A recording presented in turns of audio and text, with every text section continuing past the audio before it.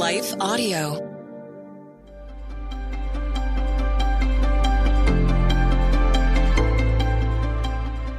Welcome to the Crosswalk Devotional.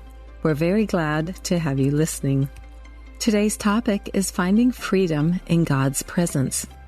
We'll be right back after a brief message from our sponsor.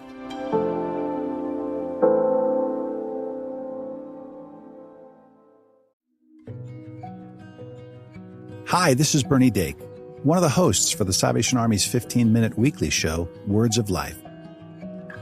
Have you ever experienced church hurt? Were you burned so bad that you've maybe walked away from the church entirely? If this is you, please join us on Words of Life for a series that starts in July called Raised to Stay. We'll be joined by pastor and author Natalie Runyon as she sympathizes with and encourages believers to not give up on the bride of Christ. Every Sunday, we have people showing up with hope, and we have a choice to partner in that hope or to live in the hurt. And I want to be a hope bearer. I want to be a hope dealer. I want to be the one that's waiting with my arms open. That's why I show up. Listen on your favorite podcast store or visit salvationarmyradio.org. Is life feeling chaotic? I get it. I'm Rachel Wojo, host of the Untangling Life podcast. Don't miss the passionate encouragement and faith-based resources you need to help you clear your head and calm your heart. As Shell says, it feels like Rachel always knows what I need to hear. She keeps it real and is so humble.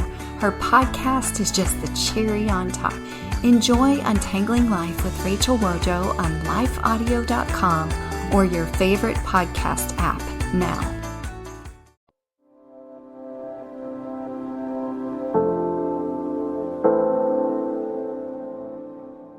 Freedom in the Fire, written and read by Annie Yorty.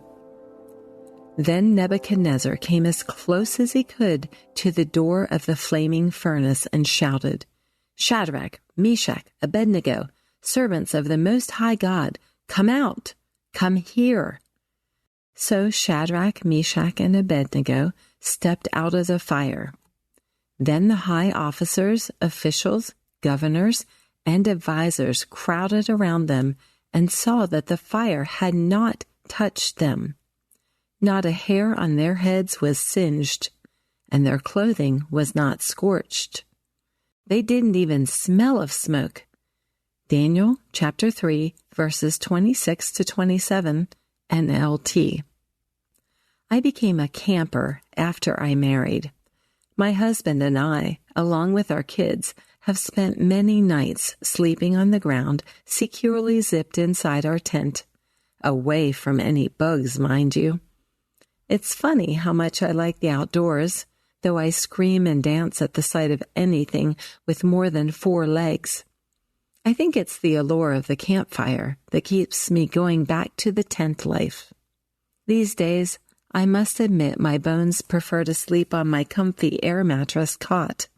We often dragged along my mom, who was not a camper for most of her life. We'd lounge around the crackling flames every evening after our day's excursions, sharing stories, songs, and laughter. One evening, long after the light had fled, we sat staring into the glowing blue-orange embers. I sniffed the air, detecting a strange smell. Smoke followed. Then a screech. Mom dropped her feet from the metal fire ring, leapt out of her chair, and jumped around in the dark like a possessed ape. The dirt flew as she stomped her smoking sneakers into the ground to put out the fire. I still laugh at the memory of Mom when I smell burning rubber. During the time of King Nebuchadnezzar of ancient Babylon, 3 men found themselves in another hot situation. The king created a 90-foot statue, possibly in his own likeness, and commanded everyone to worship it. Shadrach, Meshach, and Abednego, devout followers of God Almighty, refused to bow to the idol. Furious, Nebuchadnezzar stoked a fiery furnace and threatened to burn them alive if they would not comply. Shadrach, Meshach, and Abednego replied, "O Nebuchadnezzar, we do not need to defend ourselves before you. If we are thrown into the blazing furnace, the God whom we serve is able to save us. He will rescue us from your power, your majesty. But even if he doesn't, we want to make it clear to you, your majesty, that we will never serve your gods or worship the gold statue you have set up." Daniel chapter 3, verses 16 through 18, NLT. At the mention of God, things got 7 times hotter for the God-fearing trio. The king, incensed by the challenge to his authority, fueled the fire to a temperature so hot the soldiers near the entrance instantly died. He ordered his servants to bind Shadrach, Meshach, and Abednego.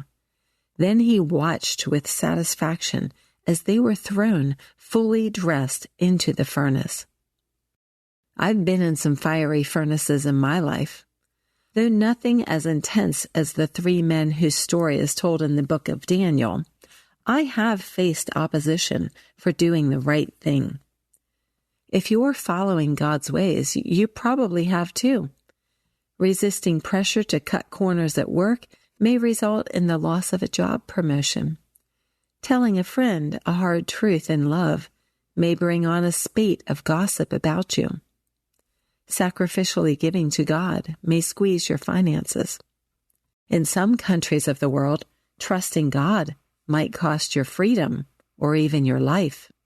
Sometimes the fire is simply a normal part of life.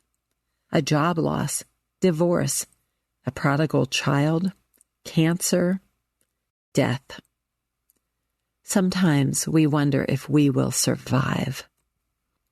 Shadrach, Meshach, and Abednego displayed a confidence in God we should learn to emulate. They respected and trusted God more than they feared the fire. They lived out what the author of Hebrews taught. So we can say with confidence, "The Lord is my helper, so I will have no fear. What can mere people do to me?" Hebrews chapter 13, verse 6, NLT. You may already know how the story ended for our 3 God-fearing heroes. From a safe distance, the king peered into the furnace, no doubt eager to see them consumed. Much to his astonishment, he saw 4 men walking freely in the flames, apparently untouched. He recognized one of them as God. He immediately called Shadrach, Meshach, and Abednego out of the furnace. They strolled through the doorway and stood before him. I imagine him touching their intact clothes, which were not singed by the fire. I wonder if he sniffed the air, unable to detect even a whiff of smoke. Did you notice the 3 men found freedom in the fire? In the presence of God, their bonds fell away. They knew no fear. They grew even more confident of God in the flames than when they made their decision not to bow in fear to Nebuchadnezzar. God uses the fires in our own lives to teach us to trust Him. Just as the heat burned away the ropes that bound Shadrach, Meshach, and Abednego, so God uses our trials to free us from the fear of anything other than Him. Intersecting faith and life. What pressure do you face to compromise on wholeheartedly following God? How have you experienced God's freedom in the fires of your life? For further reading, check out Daniel chapter 3, verses 1 through 30, and Hebrews chapter 13, verses 1 through 8. The Crosswalk Devotional is a production of Life Audio and Salem Media. If you liked what you heard today, please take a second to rate and review this podcast in your favorite podcast app so that more listeners like you can find the show. For more faith-filled, inspirational podcasts, visit us at lifeaudio.com.